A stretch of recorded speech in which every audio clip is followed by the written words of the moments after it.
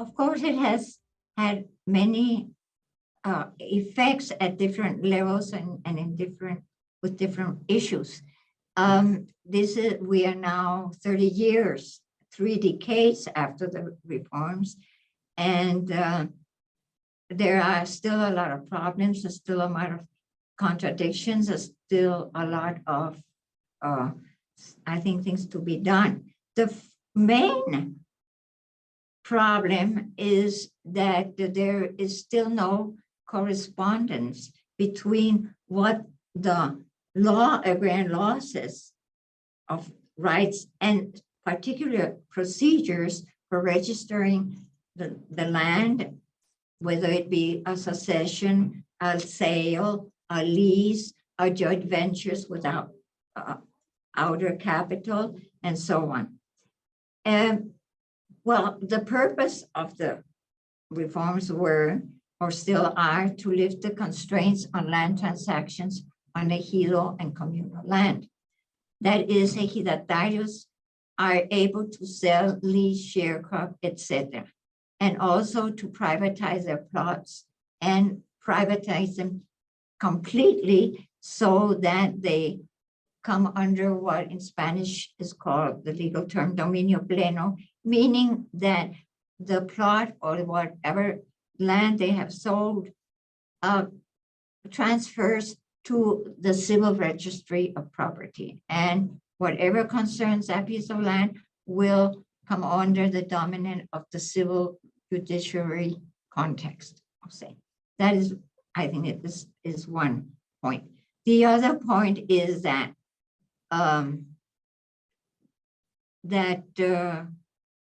procedures and registration have been very few in these 30 years. This does not mean, I mean, officially only 5.1% of the whole area under collective property has been privatized. That's statistics, the official data.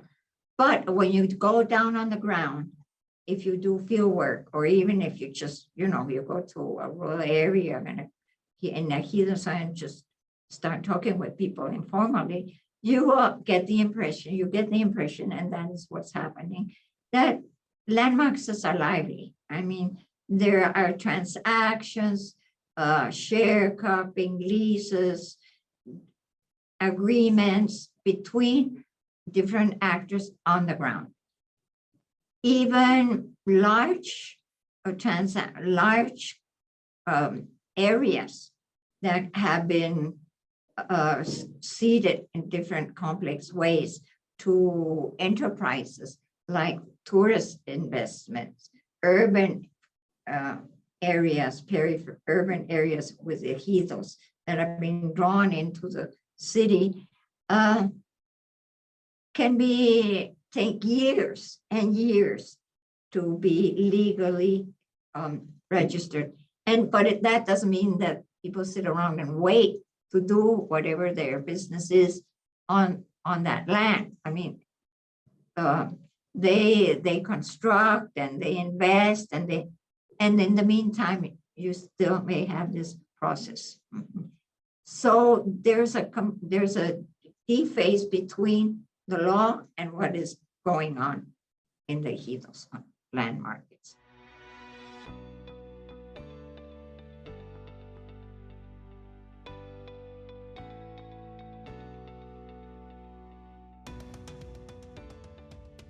That really depends on what lens you put on. Of course, institutionally and judicially, what is legal is what the agrarian law says. Your rights are these and that, and you can do 1, 2, 3 on the different kinds of property, your plot, the common lands, the urban residential area.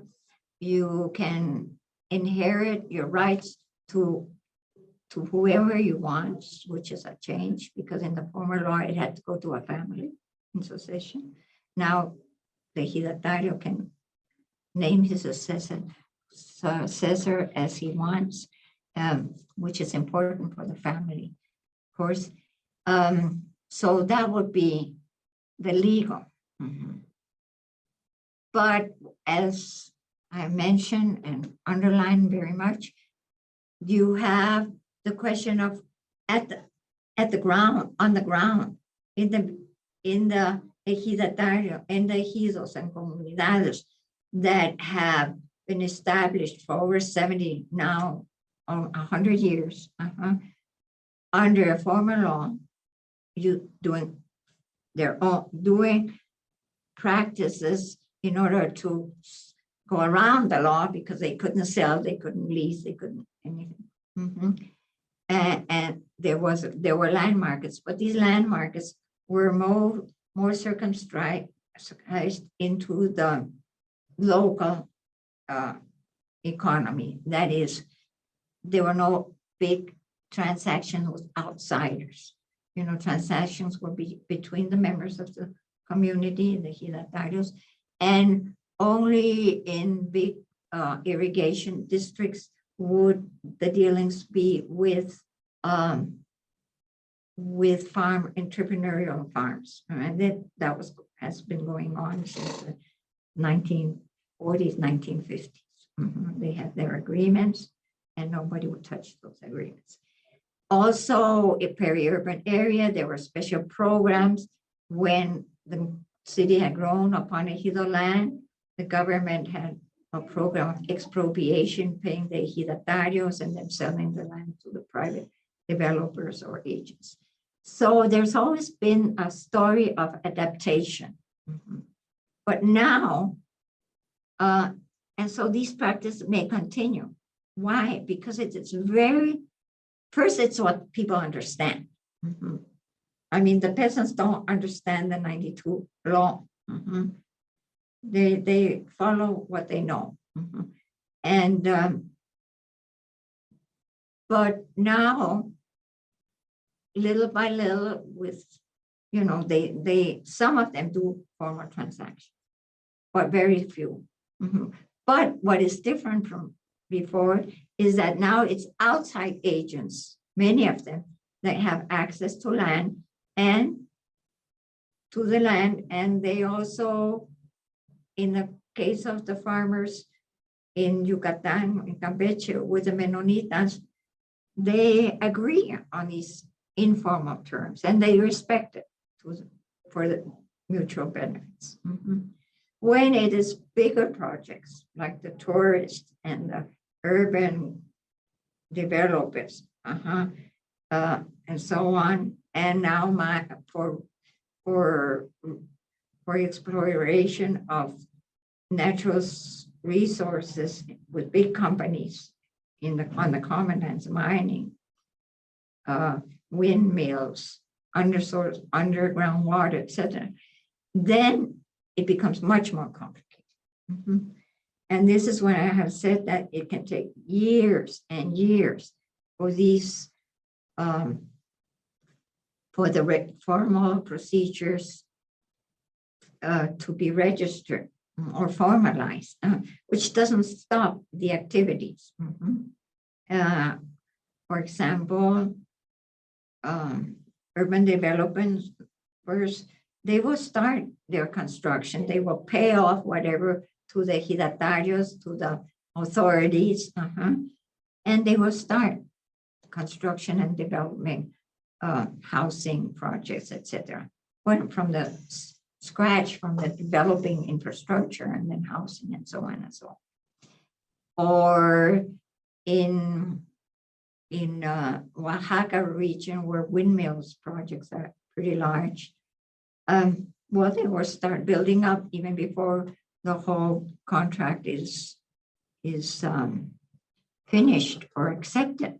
And this is because many times, I must say, that these big firms, they have not only their capital, they have their connections, they have the politicians, they have the state governments backing up on them. And they resort to all kinds of tricks, I would say.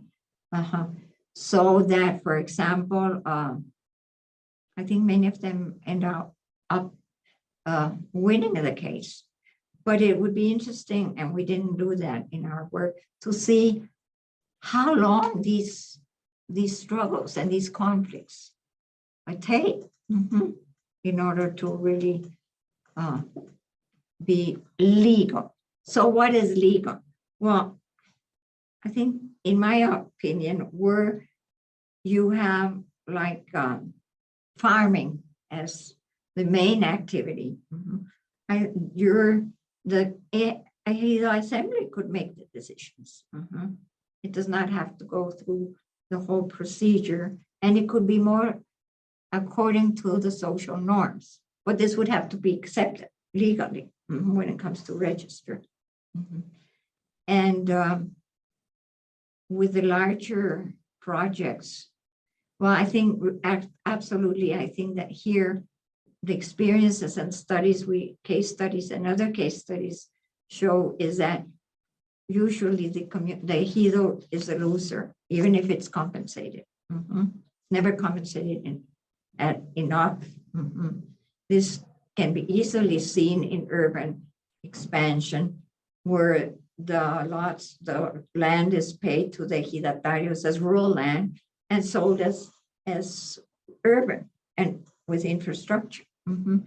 So here maybe one has to really analyze this. And one solution, of course, which is present in the law that says they can do joint ventures, is that they should be compensated legally at a better level, and follow up on that. But that both would be winners, but that's another problem. So going back to the question, it is on these mega projects where conflicts, mobilizations, and even violence happen. I never talked about another issue of violence because I know nothing about it except in the papers and what we can talk about informally, is these areas where organized crime has taken over in the ejidos. I mean, that's a fact in some regions of the country, but of course we cannot do field work for them. So it's something that's like a big shadow behind everything, but how can you just leave it alone? So I would say there is a room for maneuver, depending very much on the individual case, on the social and cultural environment of the actors in transactions or even in conflicts. And one thing that we have seen that I also referred to is that at the level of the courts, the judges do draw on social norms and do draw, as in the case of the Raramuri and the indigenous people in the Chihuahua, Tarahumara Mountains, they can draw on these other these issues on other institutional contexts. They don't necessarily have to be formal. So I think that is an advance, that judges are not just square, locked into the formal rules.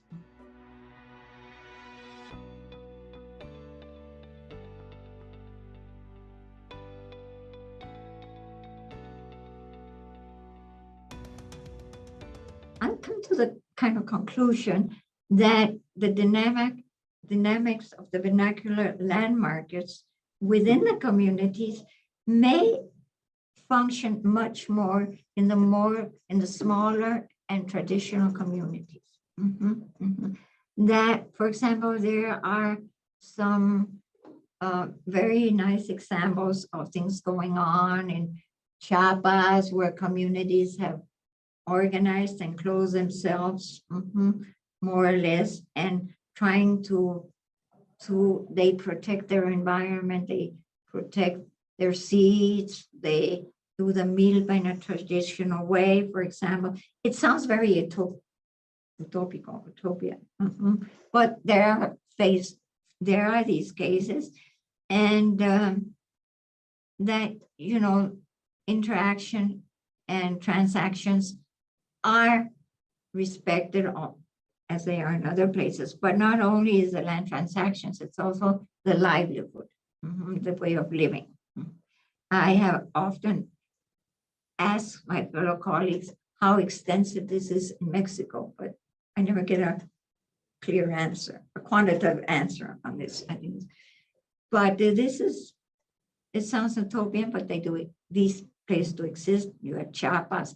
Well, you have the Zapatista Aryan movement, of course, and but also in the mountains of Puebla, often in isolated places. Isolated, I mean, doesn't mean that people don't move around, but they have taken this as a project. There are some projects that have gone on for 30, 40 years. And so, yes, but what are the vernacular landmarks? I mean, when you say vernacular, I already have spoken about how many in many ejidos, they still are based on their social and cultural norms from the former understanding of the former legislation. And they don't have to be indigenous or very traditional or very isolated, as we saw in the case of Opelchena would be in other cases. So yes, this can function. This doesn't mean that there is that everybody is equal and happy and live well together. One problem is still the situation of the women in these many communities. The women still have very traditional roles. And so that's one conclusion I have come to. The other is your question on inequality leading to an increasing peasant differentiation. I don't think that in the very poor marginal ejidos, there's much possibility of a differentiation concerning farming. It would be more likely that there is inequality in income when you refer to the income coming from all farming and from income transfers of migrants. And in the latter decades, also government transfers on the poverty programs or now there's no government, different bienestar or welfare programs. So this would be more what would differentiate households than just what they're doing as farmers. This is maybe a theory, a hypothesis to be looked at. But I mean, 75% of the ejido plots are under 5 hectares. So, and subsist. Many of the small farmers are not even self-sufficient in maize production. So that's one. So it's more on their whole economic efforts than just on farming. You cannot really separate livelihoods just for farming. And I think that has to be kind of thought more about. I think that in the Mexico scholars have left this very classic theory of the differentiation of peasants. It's not in between the peasants. It's between all the farmers in Mexico. Of course, private farmers that are in the northern Asian districts, that is the differentiation. And the middle farmers in the center of Mexico with good land, some have irrigation, better rain-fed land, vis-a-vis what is happening in the poorer areas, in the southern areas, indigenous areas, and so on and so forth. But within, even at a regional level, that's a good question, and maybe we should look more on that.